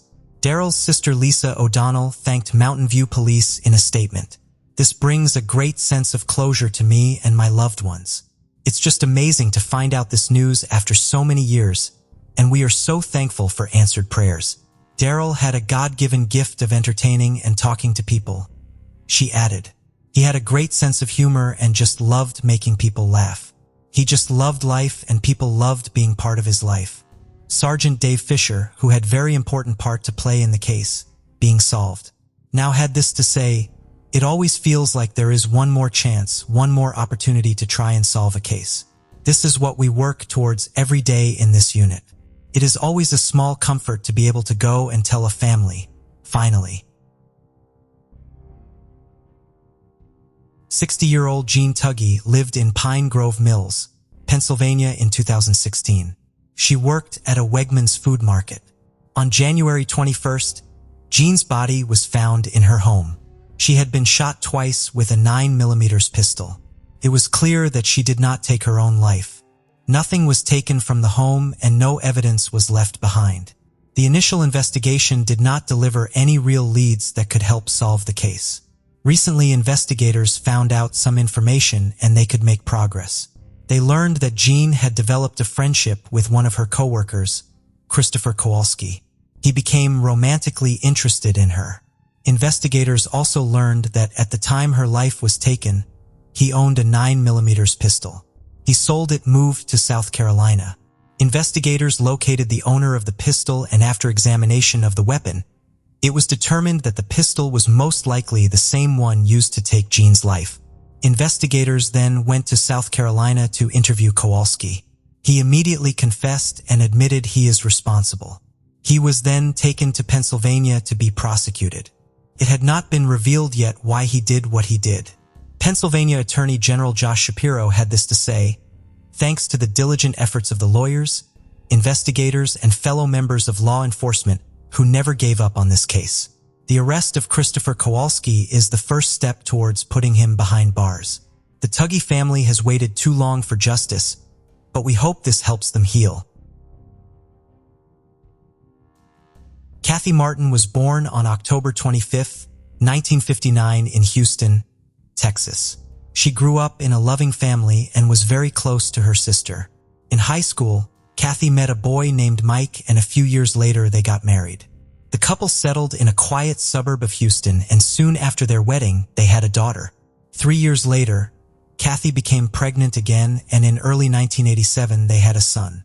At that time, Kathy was 27 years old. After her second child was born, she spent all her time at home taking care of the kids. Mike worked at a small sign factory owned by Kathy's father, and the family had enough money to provide for their children.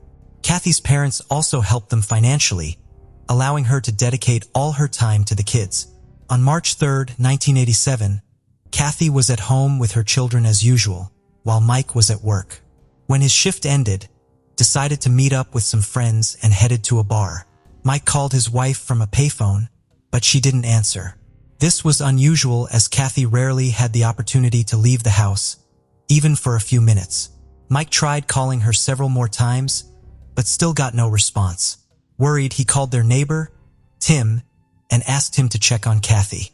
Tim went to their house and knocked on the door, but no one answered. Looking through the living room window, he saw that the TV was on, so he kept knocking, but there was no response. Tim started to worry that something might have happened to Kathy. Instead of going back home to call Mike or the police, he got in his car and drove around town looking for patrol officers. After driving for a few minutes, he spotted a police car and explained the situation to the officers, asking them to check on Kathy. When the police arrived at the house and got no answer to their knock, they tried the door handle and found it unlocked.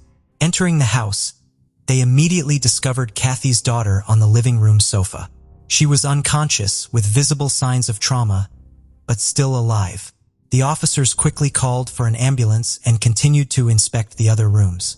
In the bedroom, they found the younger child in his crib, safe and sound.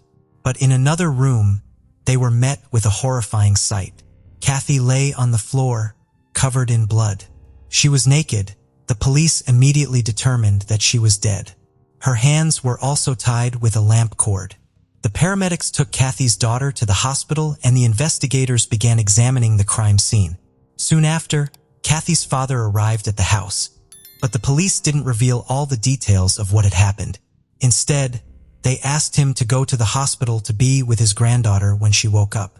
He complied, and while he was waiting at the hospital, he learned about his daughter's death from a news report on the TV. Meanwhile, Mike arrived at the house, and the police immediately noticed something strange. Besides the fact that he showed up quite late, there were several stains on his shirt that looked like blood. The police asked him to hand over his clothes and answer their questions. Meanwhile, investigators made some interesting discoveries. First, they found many blood stains in the bathroom, indicating that the perpetrator had tried to clean up the crime scene. This suggested that the attacker had stayed in the house for some time instead of leaving immediately after the murder. Second, forensic experts found no signs of forced entry. All the windows and doors except the front door were locked. This indicated that Kathy either let the attacker in herself or they had a key. The police also noted another detail. All of Kathy's clothes were neatly folded on the floor next to her body. This not only suggested the possibility of sexual assault, but also seemed strange that the attacker had folded her clothes so carefully. The detectives assumed that the assailant might have threatened to harm her children if she screamed or refused to comply with his demands. Kathy might have agreed to do whatever they say, only to be killed afterward. Meanwhile, medics were fighting for Kathy's daughter's life. They determined that she had been severely beaten, likely with bare hands. After several hours in the hospital, she fell into a coma, and her chances of survival remained low. Medical experts examined Kathy's body and determined that she had received 16 stab wounds, primarily in the abdomen area. They also confirmed that she had been sexually assaulted and extracted biological material from the perpetrator. However, in those years, DNA analysis was not yet widely used in forensic science, so the experts could not extract a DNA profile from the semen. The best they could do was determine the perpetrator's blood type, so the biological material was sent to a lab. From the early hours of the investigation, the police began to focus their attention on the victim's husband. After noticing the suspicious stains on his shirt, they took his clothing for examination. Mike's behavior that evening also seemed strange. After work, he went out with friends, but instead of going home himself when he couldn't reach his wife, he asked a neighbor to check on her. Detectives had seen similar tactics before, where a husband committed the murder and created an alibi, such as going out with friends. Then he would ask someone else to check on his wife to avoid being the one to find the body and divert suspicion from himself. Mike's involvement would also explain the lack of forced entry. Investigators began looking into whether he had the opportunity to commit the murder before meeting his friends. The detectives soon discovered something else. Mike had a criminal history. Right after high school, he was arrested for selling drugs to an undercover cop. He was sentenced to 6 years in prison but served only 2 before being released on parole. Sometime later, he married Kathy. But despite this, police needed more evidence to charge him. They also started investigating the neighbor, Tim, whose behavior seemed odd. Instead of calling the police from his home, he drove around town looking for patrol officers. The detectives also examined Tim's car and made an interesting discovery. There were suspicious stains on the floor mats that looked like blood, so they were also sent to the lab. Investigators began to wonder whether Mike and Tim could have committed the crime together or if one of them acted alone. Meanwhile, medical experts finished their report and reached an intriguing conclusion. They determined that Kathy had died around 1 p.m., about 6 hours before she was found. This meant the detectives now had to investigate where the suspects were long before the evening and what they did after the murder. Mike and Tim both claimed they were at work, so the police began verifying their alibis. Meanwhile, 2 days after the murder, they received a call from the hospital. Kathy's daughter had suddenly come out of her coma. Her life was no longer in danger, and investigators went to see her, hoping she could shed light on what had happened. But they quickly encountered a problem. The girl, who was only 4 years old at the time, had almost completely lost her memory of that day. All she could recall was a man with light hair entering their house. Both her father and Tim had dark hair, but the detectives didn't rush to rule them out as suspects. They considered the possibility that the girl's memory could be inaccurate due to the severe trauma she had suffered. They consulted with psychologists and asked them to work with the girl, hoping she might remember more details about the perpetrator. The detectives soon received a call from the lab, and there was another unexpected twist. The experts examined the evidence from the two suspects and found that the stains on the neighbor's car mats were machine oil and the stains on the husband's shirt were just paint. But that wasn't all. Numerous colleagues of Mike and Tim, who worked at different jobs, confirmed that they had been at their workplaces all day and hadn't left until the evening. This meant neither man had the opportunity to be at Kathy's house and commit the crime. Detectives asked them to undergo polygraph tests, and the results showed no signs of deception in both cases. The police, who had been almost certain of the involvement of at least one of the two suspects, found themselves back at square one. They began considering other possible suspects who were familiar with the victim and could have got inside her house without difficulty. Detectives spoke with Kathy's relatives and friends, asking who they thought might have committed the crime, and soon they discovered something unexpected. Many of them, without any hesitation, named the same person, Greg. Greg was Kathy's brother-in-law, and her loved ones revealed that she had often complained about his behavior. According to Kathy, Greg openly flirted with her and had repeatedly tried to persuade the woman to engage in intimacy with him. Kathy also mentioned that Greg often made inappropriate comments about her stomach, and, as we know, most of the stab wounds were located in that area. The police also learned that Greg regularly used illegal substances and had a criminal history. Detectives began to focus on him and soon found their first potential lead. Forensic experts discovered a fingerprint in Kathy's house that matched Greg's, as well as a hair resembling his. However, there was a problem. Since Greg often visited Kathy and her husband, the fingerprint and hair could have been left there before the murderer. Kathy's parents stated that they believed he was the murderer. Her mother also shared an interesting observation. While she was at the hospital with her granddaughter, Greg came to visit them in the middle of the night. As soon as the girl saw him, she looked at her grandmother, and judging by the expression on her face, she was very frightened. After Greg left, the grandmother asked if he was the man who had come to their house, but the girl said she still couldn't remember. After hearing all of this, the detectives called Greg in for questioning. He denied any involvement in the murder and said he was with a friend at the time, who also had lengthy criminal history. In the middle of the interrogation, Greg said he needed to go to the parking lot to pay for additional time to avoid a ticket. However, the man never returned to the station. His wife, Kathy's sister, recounted that on that day, Greg dropped her off at work around 10:30 in the morning and picked her up at 2:30 p.m. So he had a 4-hour window that coincided with the time of the murder and provided him with the opportunity to kill Kathy. But despite all this, the police lacked any substantial evidence that could prove his involvement. As a last resort, they decided to analyze the semen sample taken from the victim's body, but in those years, experts could only determine the blood type of its owner. It would also require a large sample, and after conducting such a test, there would be very little biological material left for further examination. Nevertheless, the detectives decided to conduct this test, and the blood type of the sample's owner from Kathy's body matched Greg's blood type. However, this result also didn't prove his guilt, so investigators couldn't arrest him. They continued to search for other evidence, but they couldn't prove Greg's involvement. Eventually, the case hit a dead end. Kathy's family was convinced that Greg was the killer, but they couldn't do anything about it. Shelley, Kathy's sister, refused to believe that her husband did it and continued to live with him. In the following years, detectives revisited the case from time to time, hoping to find any new leads. In 1998, 11 years after the murder, they requested DNA analysis on the remaining semen sample. However, they faced another setback. Experts could only extract a partial DNA profile, which, when compared to Greg's DNA sample, yielded inconclusive results. The analysis showed that Greg belonged to the 2% of the population who could match the partial profile. Unable to arrest him based on this result, detectives once again called Greg in for questioning, telling him that the semen from the victim's body matched his DNA. To their surprise, Greg changed his initial statement, claiming that he had a consensual relationship with Kathy and he indeed visited her on the day of the murder. But the man insisted that she was alive when he left. Detectives were obviously skeptical of Greg's sudden change in story.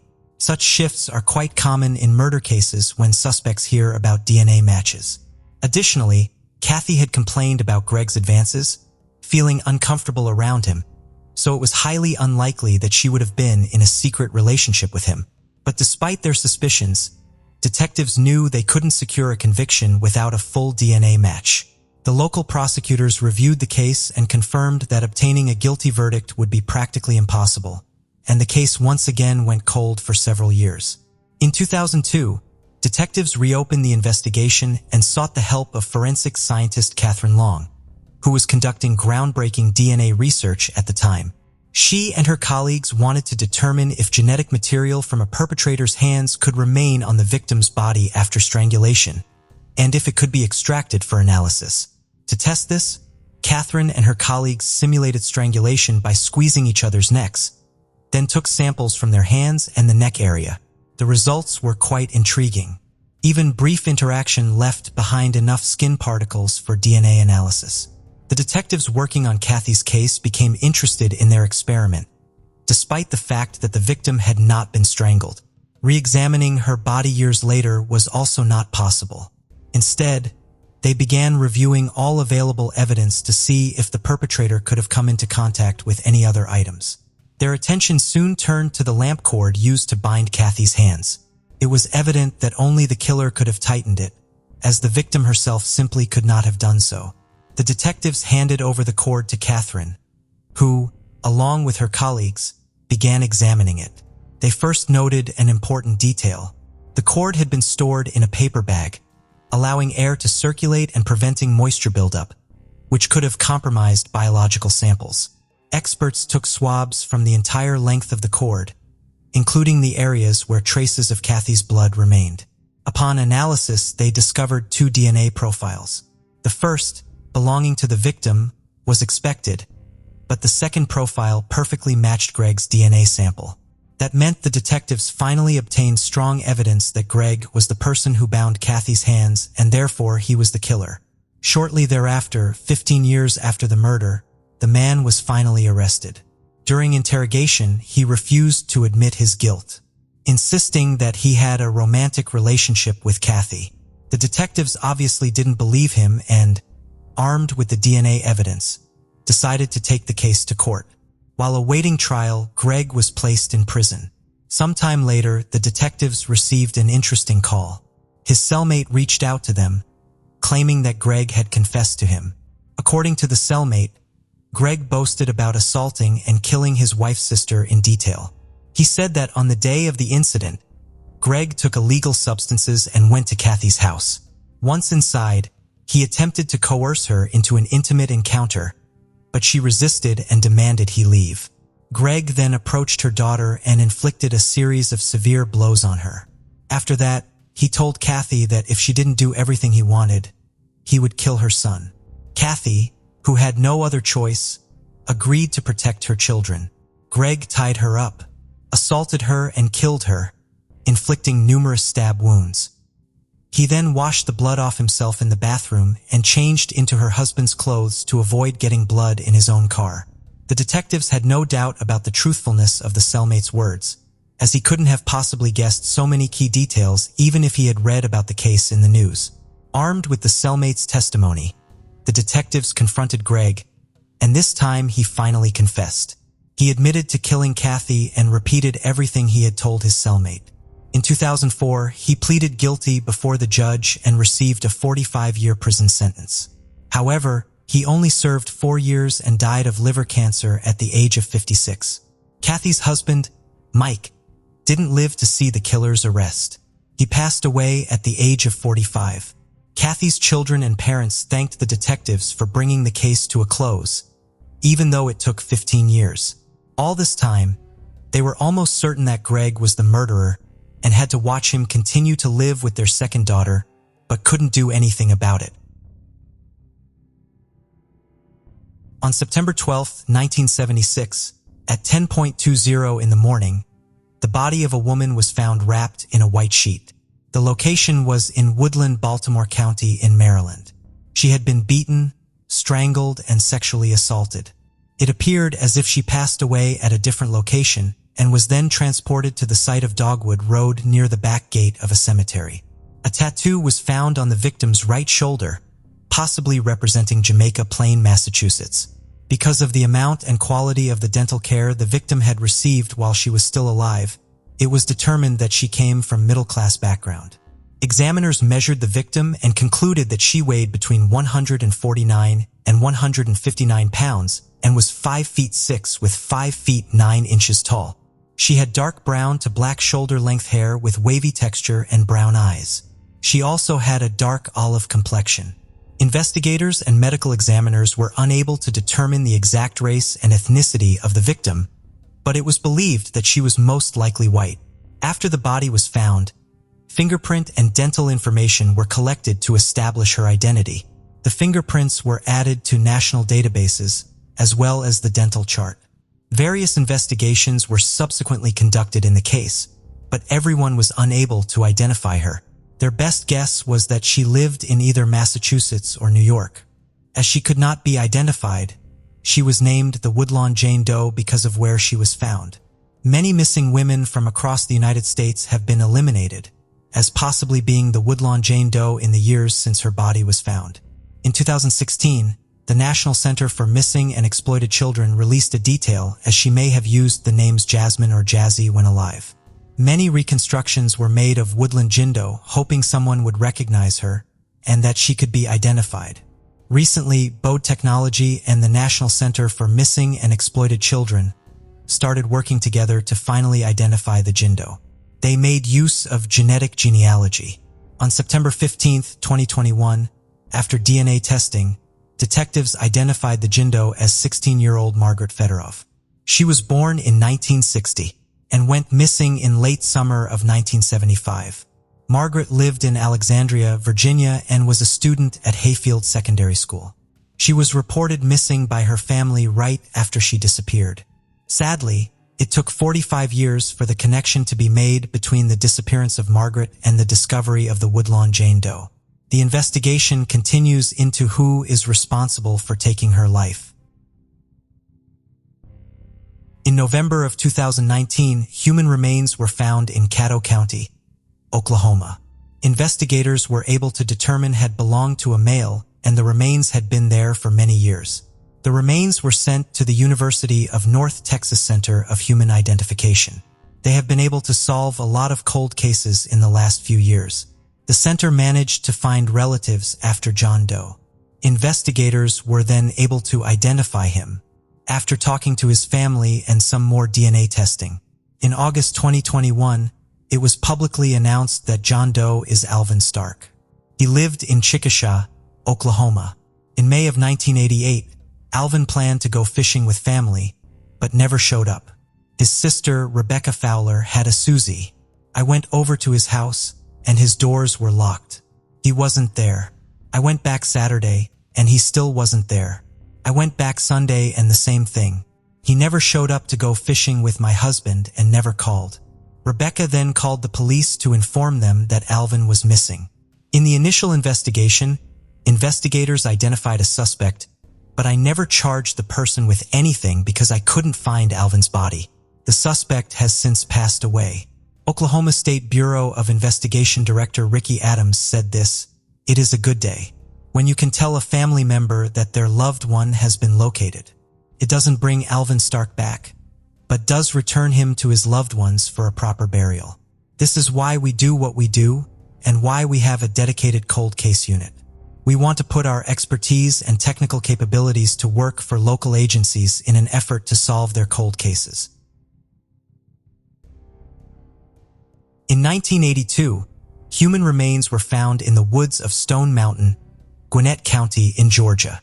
At a scene, investigators found shoes, a blouse, and a nylon rope. It was determined that the remains belonged to a female, and it had been between 6 and 10 years since she passed away. Despite the investigators' best efforts, they were unable to identify the Jane Doe, and she remained unidentified for many years. Recently, in 2021, investigators made use of genetic genealogy to help identify her. They came across a woman by the name of Janice Adams, who they believed was the daughter of the Jane Doe. Investigators went to interview her and take another DNA sample. Finally, in September of 2021, the lab confirmed that Janice Adams is the daughter of the Jane Doe. Janice said as she last saw her mom, Marlene Standridge, when she and her sibling were just 2 years old. Marlene took her 2 children to Pittmont Park one day in the 1970s. Investigators believe she was kidnapped as Janice and her sibling were found alone in the park, and Marlene was nowhere to be found. Janice had always been told that her mom abandoned them because of her hippie lifestyle, but Janice refused to believe that. It just never set well with me. I know moms don't do that. I just had something in the back of my mind, like something just doesn't seem right about any of that. As bad as it was to find out what happened to her, it was also closure, and I needed that. Investigators are now working on finding the person that took Marlene's life. They consider James Willie Brown as a suspect. He committed similar crimes in the 1970s. He was executed many years ago, which will make it difficult proving that he is responsible for the crime, so investigators hope that the public can help. Acacia Patience Bishop was born October 29, 2001 to Casey and Adam. On May 25, 2003, Acacia was less than 2 years old when she was at her great-grandparents' home in Salt Lake City, Utah. Her parents were at a wedding rehearsal and asked her great-grandparents to babysit. Also at her great-grandparents' home was her 38-year-old grandmother, Kelly Laudmill. Kelly had chronic severe mental illness including paranoid schizophrenia with grandiose delusions, psychosis, and bipolar disorder, a history of drug abuse and violence.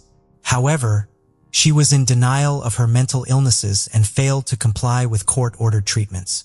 She had also been very possessive over Acacia, and all these things caused a strained relationship with her daughter Casey, Acacia's mother.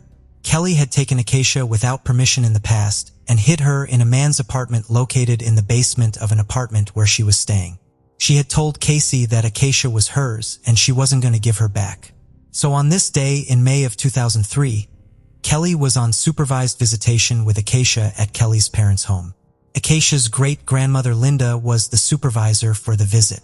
But when Linda left the room for a moment to return a vacuum cleaner, Kelly came inside from working in the yard and took a case.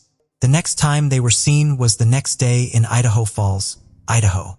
They were close to the Broadway overpass and Greenbelt next to the Snake River, dangling their feet in the water. Soon after, Kelly, soaking wet, ran into a nearby hydroelectric plant near the overpass and told employees that she had dropped her baby into the river while they were dangling their feet off the bridge. The plant was immediately shut down so Acacia would not get sucked into its turbines. Divers searched the murky river for several days, but Acacia was not found. However, a pair of baby shoes and a doll were found on the riverbank. One of Kelly's shoes was also found on the bank. The other one was in the water. Authorities believe Acacia drowned in the Snake River and have classified her case as a homicide. They do not feel like Acacia accidentally fell into the river. The police believe she intentionally jumped in the water with Acacia in her arms in a murder-suicide attempt. She would eventually admit this to authorities and was charged with kidnapping and murdering. She stated that she believed the baby made it out of the water and is still alive somewhere. Kelly has a criminal record including drunk driving, threats with a dangerous weapon, disorderly conduct, domestic violence, drug possession, and she spent 2 months in jail for shooting an 11-year-old girl in the legs with a pellet gun and told police she enjoyed it. She was usually homeless and lived on the streets or her car. She was non-compliant with her medications and could not usually afford them. She was not taking her meds at the time she abducted Acacia. Acacia's parents state that Kelly is a non-habitual liar and hope that she is lying about what happened to Acacia in an effort to conceal her from the rest of the family, and hope that she passed Acacia over to one of her friends and plans to find her after she is released from prison. Ocasio's parents say Kelly has never had suicidal tendencies before and had never indicated that she might harm her. They also suggested her confession of murder was fabricated and that she might have been planning Ocasio's abduction for months. Investigated the possibility that Kelly gave or sold Ocasio. Ocasio's parents believe that she is still alive. Kelly sent them a letter from jail writing that Ocasio was alive and being cared for by others. She never referred to her in the past tense in her letters. They also point out that Kelly purchased diapers and milk for Acacia shortly before she allegedly drowned, which would not make sense if she had been planning to murder her. Acacia's mother and father are offering a reward for their daughter's return. They have issued a sketch of a man they think may be helping hide Acacia. The sketch was not made by a professional sketch artist and is not endorsed by the police. The man was allegedly seen checking Kelly and Acacia out of the Red Lion Hotel on May 26 prior to the incident. Police detectives do not think the man, if he exists, was involved in Acacia's disappearance and presumed death. Kelly was tried for kidnapping in federal court but was acquitted in 2005 due to insanity. The judge decided Kelly was delusional when she abducted Acacia and believed the baby was in an abusive situation and she had a duty to save her. Kelly was determined to be a danger to the community based on her mental illness, past criminal behavior, and history of violence and substance abuse. She was committed to a mental hospital for an indefinite period.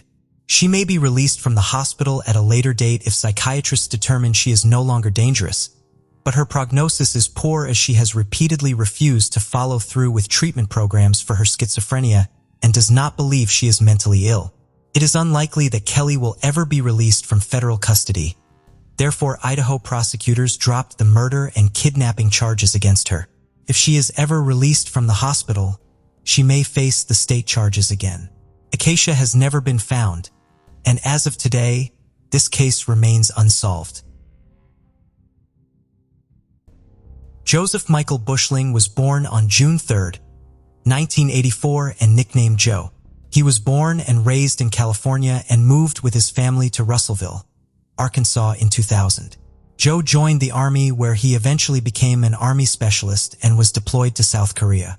In May 2011, at the age of 26, he was assigned to Fort Collins, Colorado, and was stationed at the Army base in Dugway, Utah. He had recently divorced and lost his younger brother, Jeremy, to suicide in March 2010. He was looking forward to an upcoming reassignment to San Antonio, Texas. While in Utah, he worked as an emergency medical technician and ambulance driver at Dugway's medical clinic. On May 8, 2011, he left the English Village area early in the morning and drove out into the desert in a black Mitsubishi Lancer he had borrowed.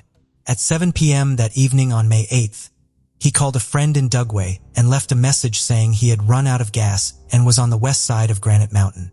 When he placed this call, it pinged off the Dugway base. He said he was going to try to walk back to the Dugway proving ground.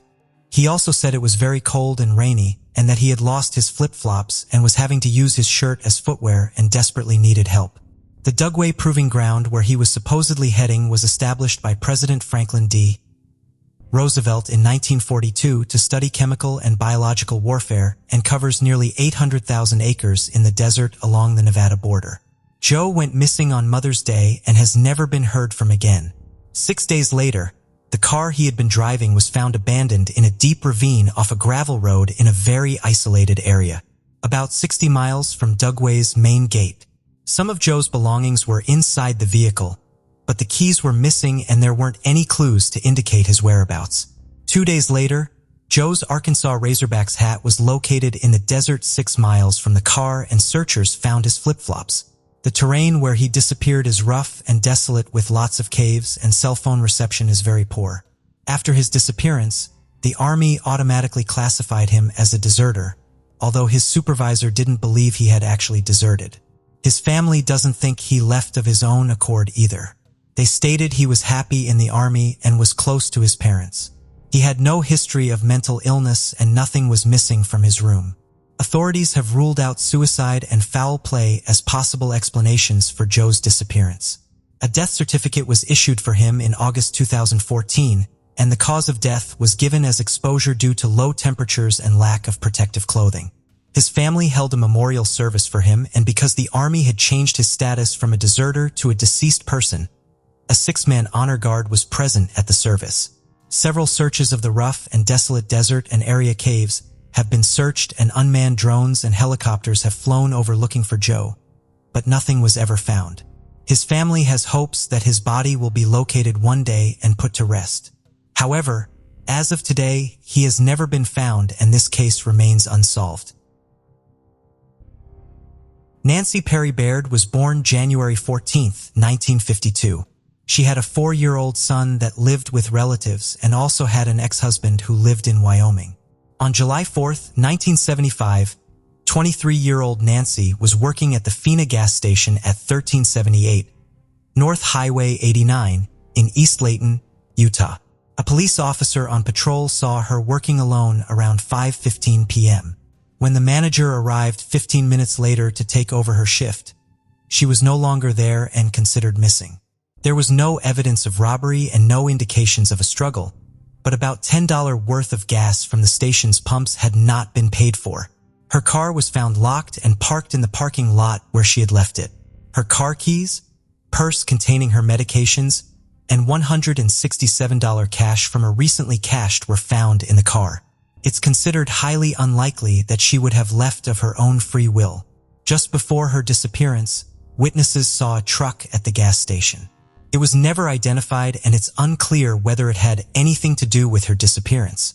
Investigators questioned her ex-husband, but he had been out of state at the time she disappeared and passed polygraph exams. Authorities initially assumed that Nancy was one of the many victims of the serial killer Ted Bundy. Therefore, many people were not interviewed because the investigation focused on Bundy only. Bundy would confess to killing over 30 women and young girls in many states, including Utah, between 1973 and 1978, but he never confessed to Nancy's death. While he was attending law school in Salt Lake City in 1975, he specifically denied killing Nancy during his death row confessions. Also, her abduction doesn't fit the profile of his other crimes. For starters, Bundy never drove a truck, and Nancy was the only possible victim of his that was abducted from a gas station. Plus, he preferred dark-haired women, and Nancy was strawberry blind. As of late, a new theory has developed, and there are 2 other persons of interest in her case. One of whom wanted to date Nancy, drove a truck, and was later imprisoned for sex offenses and other crimes. He is still currently in prison, and due to COVID-19, investigators have been unable to interview him as of March 2021. There are no details available on the other person of interest, and investigators have not released the names of the 2 men. As of today, Nancy remains missing and the case unsolved. On October 11, 1969, a white male passenger entered a cab driven by Paul Stine near Union Square in San Francisco. The man requested to be driven to Presidio Heights. On the way there, the man fatally shot Stine. Witnesses immediately called the police and saw the man leaving the area after he wiped the cab down. Officers who responded to the call somehow received a wrong message about what the attacker looked like. This meant that he drove past and even talked to the perpetrator without him knowing it. The description of the man was very similar to the description given of the Zodiac. It was believed at first that it was just a robbery at an Escalated, but in 2 days after the crime, the San Francisco Chronicle received a new letter from a Zodiac where he claimed credit for ending Paul Stine's life. He sent them a torn section of Stine's shirt to prove it. As you can imagine, the case got quite a lot of media attention. Lots of documentaries have been made about it, and I'm sure all of you have heard of the case before. There have been lots of theories that there might be 2 different Zodiacs, or that the Zodiac committed a lot more crimes. In the years since the crimes, a lot of different men have been believed to be the Zodiac. If this video does well and you guys would like to see it, I could make a really long video going into more detail about the crimes the Zodiac committed, possible other crimes, and also the men who were believed to be the Zodiac. The main focus of this video is the card case team now claims that they have identified the Zodiac. They are a team of more than 40 former law enforcement investigators, journalists and military intelligence officers, known as the Casebreakers. They have tackled other mysteries, such as the D.B. Cooper heist and the disappearance of Jimmy Hoffa. They now say that the Zodiac is Gary Francis Post, who passed away in 2018. They uncovered new forensic evidence and photos. One image shows scars on Gary's forehead and matches scars at a Zodiac ad. The team claims that in one of the Zodiac's notes, if you remove the letters in Gary's full name, you get an alternate message. They also say that the Zodiac took the life of Sherry Jo Bates in October 1966, a crime that the FBI has said the Zodiac is not responsible for a few years ago. Gary was an Air Force veteran, and he painted homes for more than 4 decades. Apparently, detectives found a yield print from a military-style boot at Zodiac crime scenes. A California woman who lived next door to Gary and his wife taught Fox News that she believes he is the Zodiac. According to her, he was abusive to his wife and shot his firearms several times a week. Even though you guys didn't ask for it, I will now be giving my opinion since I've heard everyone does these days. I think it is always a bit easy saying that a man who's not alive anymore committed the crimes. But on the other hand, the Zodiac is going to be in his 80s or 90s by now, so it's not too unexpected. Also, lots of different teams have claimed before that they know who the Zodiac is, but many were wrong. Harry's full name appearing in a Zodiac letter does not mean a lot in my opinion. The Zodiac could have written anyone's name. I really want to hear what you guys think. Is it solved or not really? Also, I know I left a lot of important information out. It is just that the main focus of this video was to talk about a possible identification now, so I just gave a summary. I hope you enjoyed the video, and if you did, I would really appreciate it if you would leave a like and subscribe if you haven't already. 22-year-old Christy Bryant lived in National City in San Diego, California. She came to the area to serve in a Marine Corps until medically retiring in 1972 as a result of a car accident. By 1974, she was working as a clerk at a 7-Eleven. On July 31st, Christy was working alone at a store on 702 Highland Avenue. During her shift, a customer went in and discovered Christy's body. The police were immediately called. Investigators found that Christy had been stabbed numerous times. They collected evidence from the crime scene. Investigators noted it was not just Christy's blood that was found at the crime scene, but also blood belonging to an unknown man. DNA testing was not available back then, so little could be done and the case went cold. In 2008, the suspect's blood was submitted to the San Diego County Sheriff's Department Crime Lab, but no matches could be made. Recently, investigators turned to genetic genealogy to help solve the case. The National City Police Department joined forces with the San Diego County District Attorney's Office.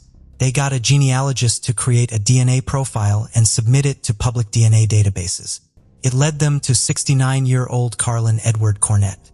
He was found living in Las Vegas, Nevada.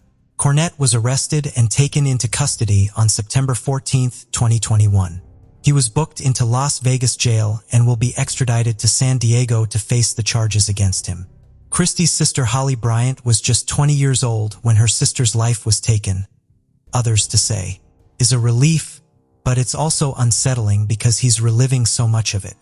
I do want him to pay for what he did, and I hope his family can accept it as well.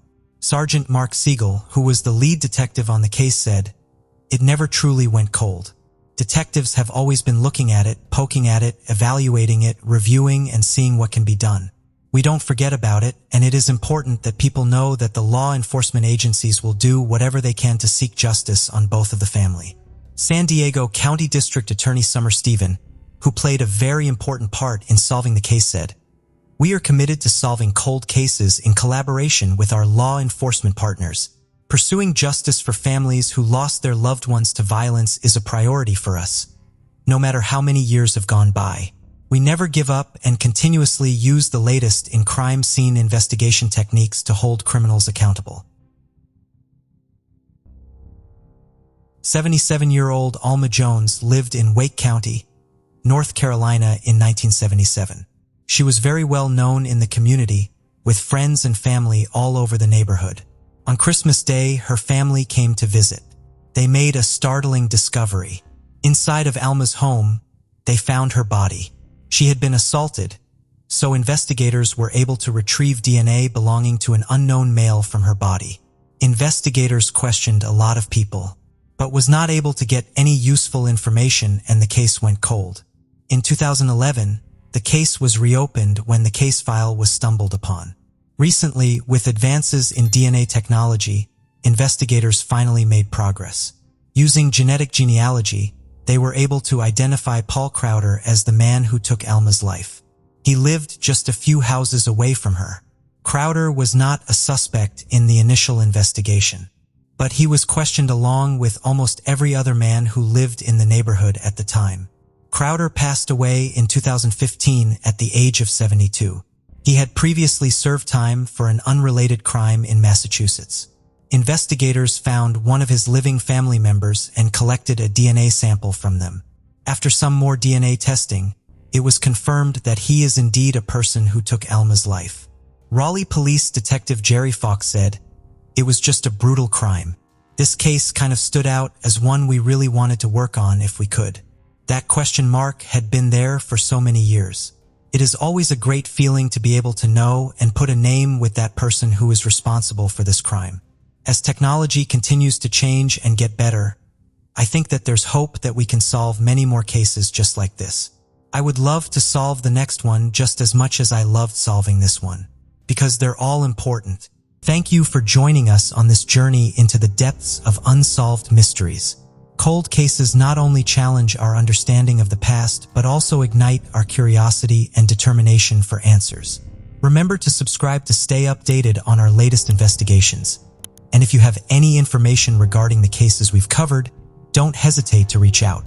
Together, we can shed light on the shadows of the past and bring closure to those who seek it.